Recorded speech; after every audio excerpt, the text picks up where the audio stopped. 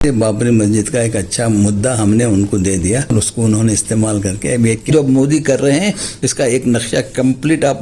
कांग्रेस भी इसके लिए जिम्मेदार नहीं है। ऐसा लगता है कि 2014 में एक शिकारी आया, उसने जाल फेंका, कांग्रेस भी फंस गई इसमें। मैं मानता हूं पॉलिटिकल पार्टीज वो उनका मफाद देखते हैं, चाहे कोई भी पार्टी हो, बीजेपी कोई भी पार्टी हो। और मोदी जी कह रहे हैं कि पसमानदा ये वो मोदी जी के बाप की हिम्मत है कि सरदार जी को कुछ कहे। हरियाणा नू ये जगह याद नहीं आई कि कांग्रेस भी मुसलमानों से पल्ला झाड़ रही है। सवाल इसका जवाब हम क्यों पूछ रहे हैं?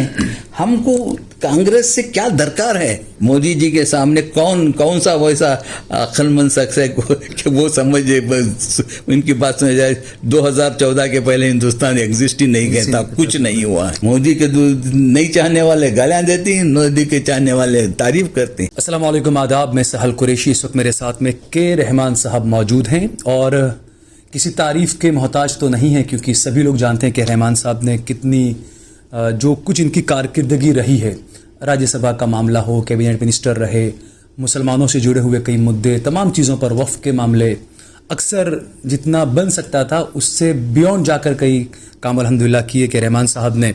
और इस वक्त जो मुल्क में जो हालात बने हुए हैं, 2024 के चुनाव भी सर पर हैं और मुकाबला बड़े हाथी से है कांग्रेस पार्टी का, तो ये तमाम मुद्दों पर हम बात करेंगे के रहमान साहब से। के रहमान साहब, बहुत बहुत शुक्रिया, आप अहमदाबाद के मेहमान बने, काफ़ी प्रोग्राम्स में आज आपने हिस्सा लिया और आपकी इतनी मसरूफियत के बावजूद आपको परेशान किया और आपने हमें वक्त दिया, उसके लिए बहुत शुक्रिया आपका। जिम्मेदारियों में भी है और ऐसे पॉलिटिक्स में रहते हैं तो ये हो जाता है। जी। अच्छा, दूसरा, जिस तरीके से 2014 के बाद देश की राजनीति बदली, देश के हालात बदले और मुद्दे जो है वो कहीं ना कहीं बिल्कुल गायब कर दिए गए, तो 2024 का चुनाव भी सर पर है, क्या कहेंगे आप? देखिए, 2014 के बाद जब हुकूमत बदली तो मुल्क में बहुत से बदलाव आए। यानी बीजेपी जिनका इख्तिदार में आने का एक बहुत लंबा एजेंडा था, और मैं पहले भी कहता था कि बीजेपी को इख्तिदार में आना कोई जल्दी नहीं है, उनको ये इलेक्शन चलेगा, ये वो लंबा 70 साल ये ताकतें हैं, लेफ्टिस्ट ये राइटिस्ट ताकतें हैं, इनका एक मुनज़्ज़म तौर से 70 साल में इन्होंने अपने आप को मजबूत बनाया और उसके बाद ही इख्तिदार की जंग लड़ना शुरू किए। और उनको मालूम था कि इख्तिदार की जंग हम नफ़रत से ही जीतेंगे, तो उसका प्लानिंग उन्होंने करते गए। इसमें हम भी कहीं शिकार हो गए, यानी कि उनको नफ़रत का माहौल और कम्युनल बनाना था। बाबरी मस्जिद एक ऐसा उनको मुद्दा मिल गया, बिल्कुल, और वो मुद्दा हमने प्लेट पे रख के दिया, परोस के दे दिया, बिल्कुल परोस दिया आपने, बिल्कुल। तो वो हमारे जो भी बुज़ुर्ग हैं, वो उनके जिस तरह जो भी हुआ हालात वो अब हम बदल नहीं सकते। उसकी वजह से बाबरी मस्जिद का एक अच्छा मुद्दा हमने उनको दे दिया और उसको उन्होंने इस्तेमाल करके अब एक के बाद एक बाबरी मस्जिद से फिर इख्तिदार में आए, फिर दूसरा मुद्दा लेते हैं, तीसरा मुद्दा लेते हैं। अब तो बहुत मुद्दे हो गए, ज्ञान व्यापी, 370, 3 तलाक, अब यूनिफॉर्म सिविल कोड ताज़ा है। मुल्क में माहौल को उन्होंने बदल दिया, यानी कॉमन मैन की सोच में कुछ बदलाव ला लिए। हिंदू मुसलमान था, मुल्क में फसादात भी होते थे, हिंदू मुसलमान वो सब टेम्परेरी होते थे। कोई गांव में फसाद होता तो 2-3 महीने के बाद, 4 महीने के बाद फिर लोग फसाद को भूल जाते थे और रहते थे। अब तो फसाद ही 3-3 महीने चल रहे हैं मणिपुर, फसाद ही 3-3 महीने चल रहे हैं और जहन बदलाया जा रहा है। उस वक्त पर जहन बदलना चाहता है, हिंदुत्व का, हिंदू सुप्रीमेसी का, ये करके। और मैं यहाँ ये याद दिलाना चाहता हूँ कि जो आज सिचुएशन हम फेस कर रहे हैं मुल्क में, डॉक्टर बी आर अम्बेडकर ने 1930 में राउंड टेबल कॉन्फ्रेंस में हूबहू आज का नक्शा पेश किया है लंदन में। हूबहू वो कहा है कि जो सरकारें आएंगे वो डेमोक्रेटिक सरकारें नहीं, वो मेजॉरिटेरियन सरकारें होंगी। यहाँ मेजॉरिटी का रूल होगा। तो वो अंग्रेज़ों से पूछते हैं कि आप एक ना एक दिन छोड़ के जाना है मुल्क को, तो मुल्क किसके हाथ में सौंपोगे? तो ख़ुद वो कहते हैं कि मैं आपको तो कोई चॉइस नहीं, मेजॉरिटी के ऊपर को देंगे। और वो कहते हैं कि मुल्क में किसकी मेजॉरिटी है?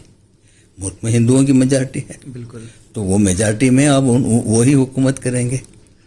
तो वो मेजॉरिटी कौन सी होगी? और वो कहते हैं कि हिंदू मेजॉरिटी वो नहीं रूल करेगा, ऑर्थोडॉक्स हिंदू रूल करेगा। बिल्कुल।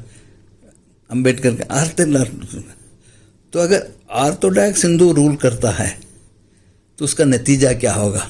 उन्होंने एक वन बाय वन जो मोदी कर रहे हैं, इसका एक नक्शा कंप्लीट आप उनके जो लेक्चर है, एड्रेस है राउंड टेबल कॉन्फ्रेंस, आप पढ़ेंगे तो भाई क्रोनोलॉजिकली वो है। ये कॉन्स्टिट्यूशन बदलने की कोशिश करेंगे, सारी चीजें और ये इंस्टीट्यूशंस को बदलाएंगे, ये सब लिख के है। तो हम ये सब रहने के बावजूद भी हमारा क्या प्रिपरेशन था? हमारे अकाबिर क्या करे? हमारी दूरअंदेशी कहाँ थी? देखिए, एक मुल्क में हम रहना, हम कहीं ना कहीं आज जो भी हो रहा है हमारी कोताहियों से है। हम कभी भी अपने आप को एम्पावर करने की कोशिश नहीं करें। मजहबी तो क्या कांग्रेस भी इसके लिए जिम्मेदार नहीं है? ऐसा लगता है कि 2014 में एक शिकारी आया, उसने जाल फेंका, कांग्रेस भी फंस गई इसमें। मैं मानता हूं पॉलिटिकल पार्टीज वो उनका मफाद देखते हैं, चाहे कोई भी कांग्रेस हो, बीजेपी, कोई भी पार्टी हो। वो इख्तियार को आना है, इख्तियार कौन लाएगा ये हम क्लियर होना चाहिए। चाहे कल मुसलमान भी रूल करें टोटली, वही उसमें पार्टी वही सोचते हैं। अब ओवैसी साहब भी जो कर रहे हैं, बात कर रहे हैं, उनको अब ओवैसी साहब सोशल वर्क तो नहीं कर रहे हैं। वो भी चाहते हैं कि उनकी मांग हो, उनके पूछो, उनके और लोगों को क्या अच्छा दिखता है उस तरह से बात करते हैं। तो आज मुसलमान क्या करता है, वैसे से क्या बोला, अरे क्या जो जाहिल मुसलमान का बताए, छोड़ो भाई, हमको कहीं नहीं मिला तो एक बात करने वाला पैदा हुआ, ये तासुर है उनका। तो इसमें हमने प्रिपेयर नहीं किया अपने आप को। आज मैं वही कहा, एम्पावर कहाँ किए हमने? 70 साल is too long a period. क्या हम एम्पावर नहीं होते? दूसरे माइनॉरिटीज एम्पावर नहीं हुए? आप अपने आप को सेल्फ पिटी क्यों करते हो?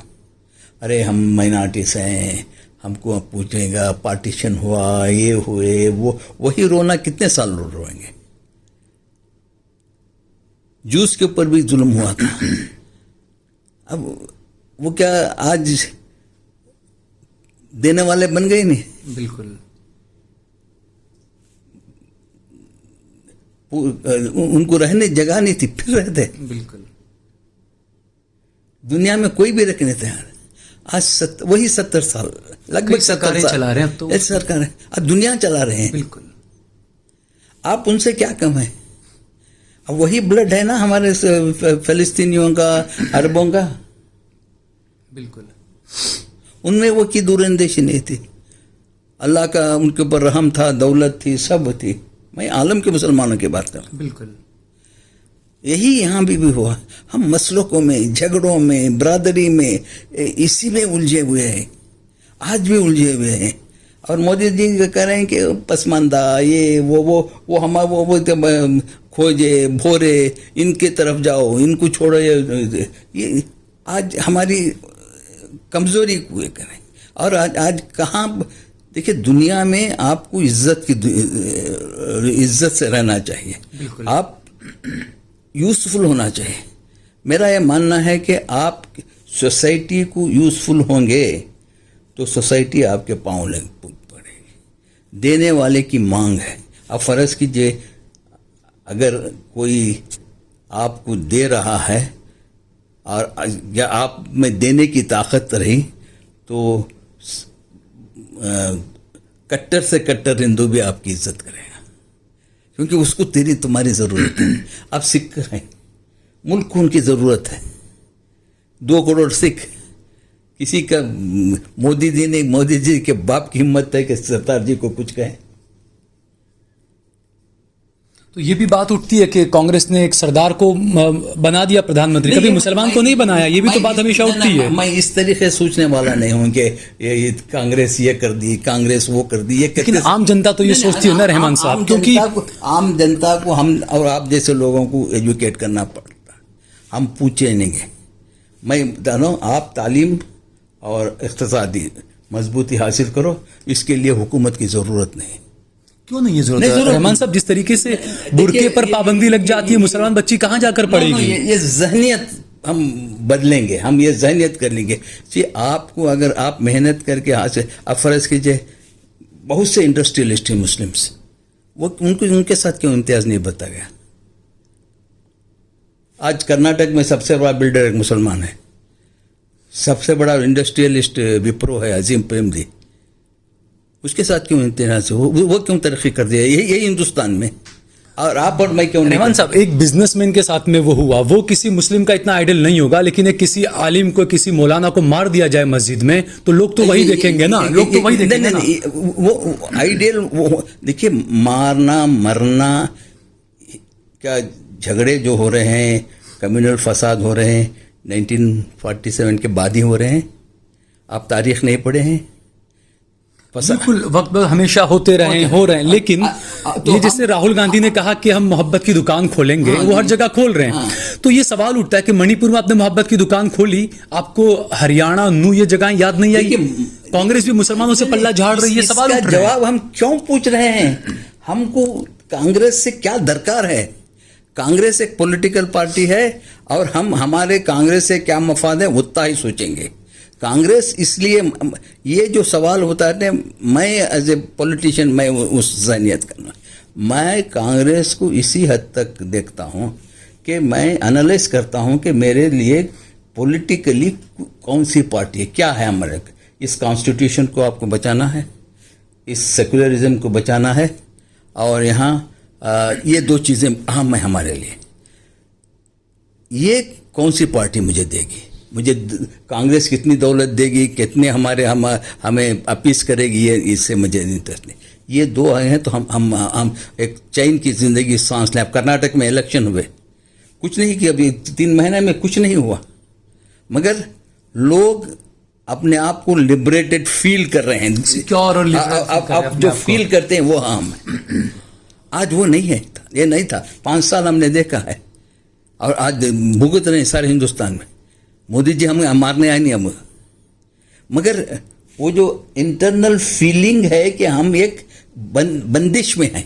बिल्कुल, हम सोचने के लिए भी फ्री नहीं हैं। अगर सोचते हैं तो ईडी का डर होता है, अगर कुछ करते हैं तो ईडी का डर होता है। ईडी, सीबीआई, ईडीसी सब डराते जाते हैं।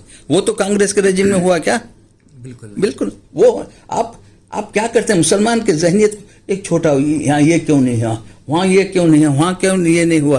देखिए, पार्टी अलग होती है, जो पार्टी चलाने वाले अलग होते हैं। उनकी जहनियत इंसान की जहनियत है, पार्टी पॉलिसी के ऊपर चलते हैं। एक सेक्युलर पार्टी है, एक सेक्युलर कॉन्स्टिट्यूशन दिया।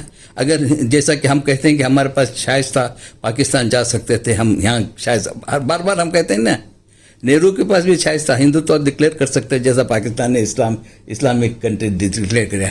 नेहरू गांधी की ने डिक्लेयर नहीं किया हिंदुत्व। क्या वो हिंदू नहीं थे? इनसे अच्छे हिंदू थे।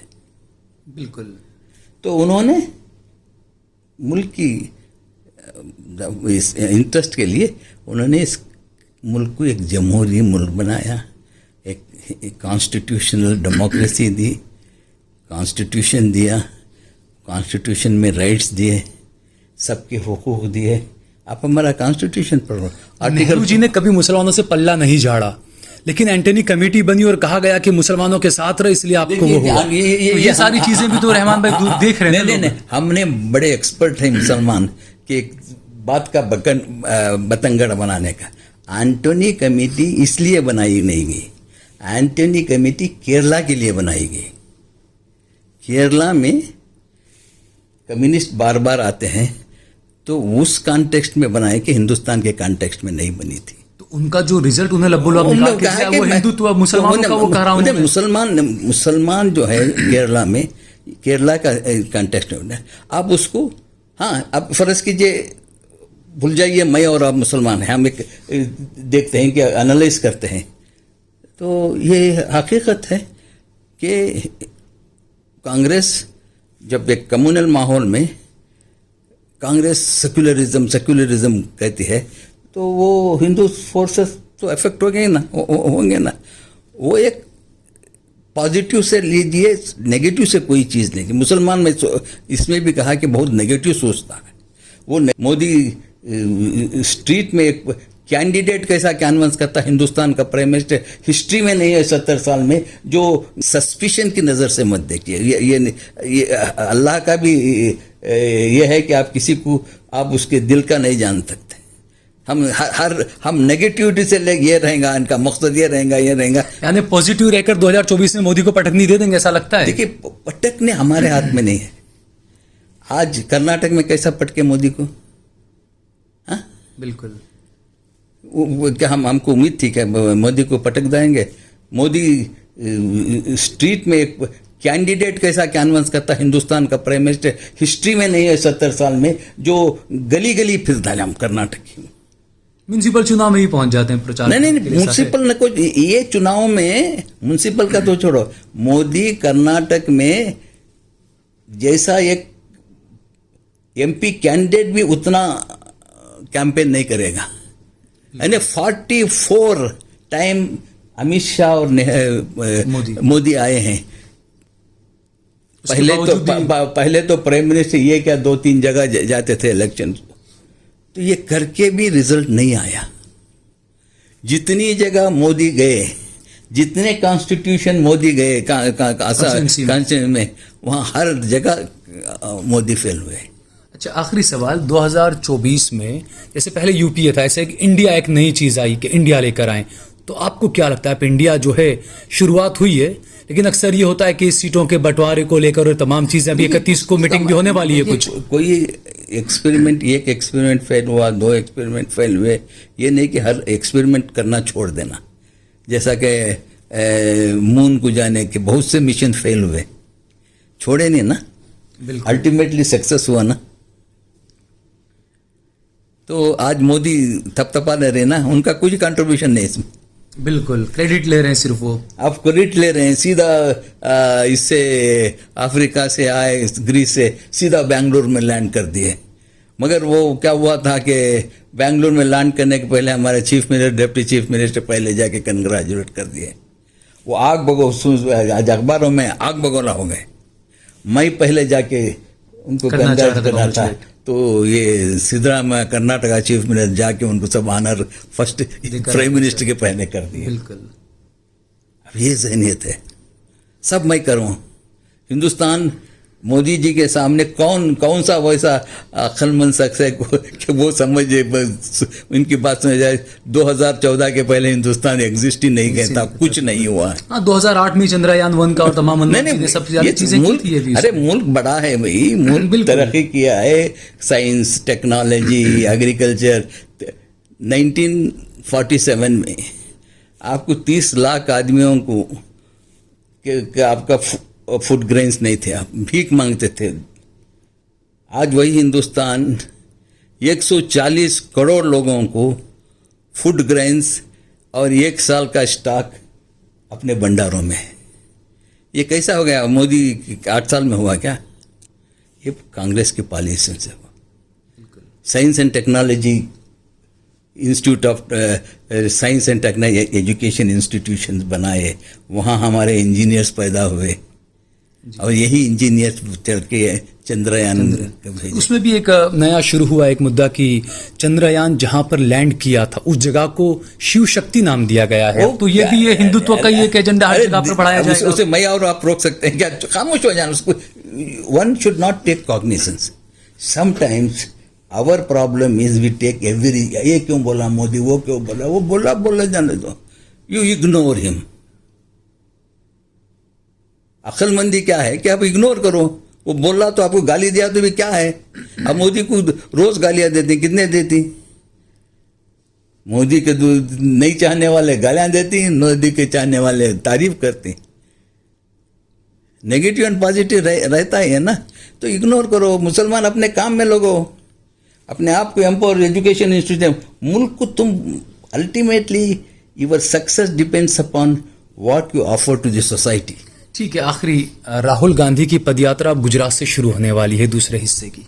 गुजरात नेचुरल है ना वो, ये इससे गांधी का गुजरात इसलिए गांधी यहाँ से नहीं, वो ऐसा कुछ नहीं। आप वो भी दे सकते हैं, या मोदी जी का गुजरात बन चुका है अब तो, अब हम गांधी बोल ले का गुजरात था पहले। हम बोल ले सकते हैं। ये ईस्ट से वेस्ट, वेस्ट से ईस्ट जाना है ना, ये एक या तो ऊपर से आओ या नीचे से जाओ ना। कांग्रेस के कई नेता बोल रहे हैं कि राहुल गांधी प्रधानमंत्री का चेहरा होंगे, कांग्रेस के नेता खुद कह रहे हैं, तो आपको क्या लगता है राहुल गांधी? देखिए, क्यों नहीं होना चाहिए, हर एक का हक है।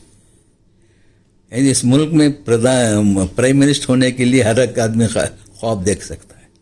अब राहुल गांधी विथ सच्चे बैकग्राउंड, विथ सच्चे दिस थिंग, अगर वो कोशिश करें और लोग चाहें तो क्यों नहीं बनना चाहिए? क्या कमी है उसमें? तो जो इंडिया की जो दूसरी पार्टियां हैं, जो इंडिया एक नया बन के शामिल हुआ है, वो एक्सेप्ट करेंगी इन चीज़ों? अब वो एक्सेप्ट करे तो होगा, नहीं तो कैसे होगा? मेजॉरिटी होना ना, मेजॉरिटी कहाँ है वही बन सकता है ना। कितना भी चाह ले, मैं अगर मैं चाह लूँगा कल मैं प्राइम मिनिस्टर हो जाऊँ तो हो जाएंगे क्या? नहीं। तो उसका एक प्रोसीजर है, मेजॉरिटी किसकी आती है, कौन सी party largest single party emerge होती है। अब कांग्रेस 97 में लार्जेस्ट पार्टी एमर्ज हुई, देवगौड़ा प्राइम मिनिस्टर बने थे। बिल्कुल, ख्वाब ख्याल में भी नहीं थे। जब देवगौड़ा का नाम रहा तो पूरे कर्नाटक वाले सरप्राइज हो गए। अरे फिर तो कोई भी बन सकता है। वो एक एग्जाम्पल हमारे पास है। देवगौड़ा बने, वीपी सिंह बने, उसके बाद कौन वो गुजराल बने। ये अल्लाह ताला ने 2-3 साल में 4-5 आदमियों को मौका दिया इस मुल्क का प्राइम मिनिस्टर ने। मिल्लत टाइम्स को आपकी ज़रूरत है, हमारी आप माली मदद करें।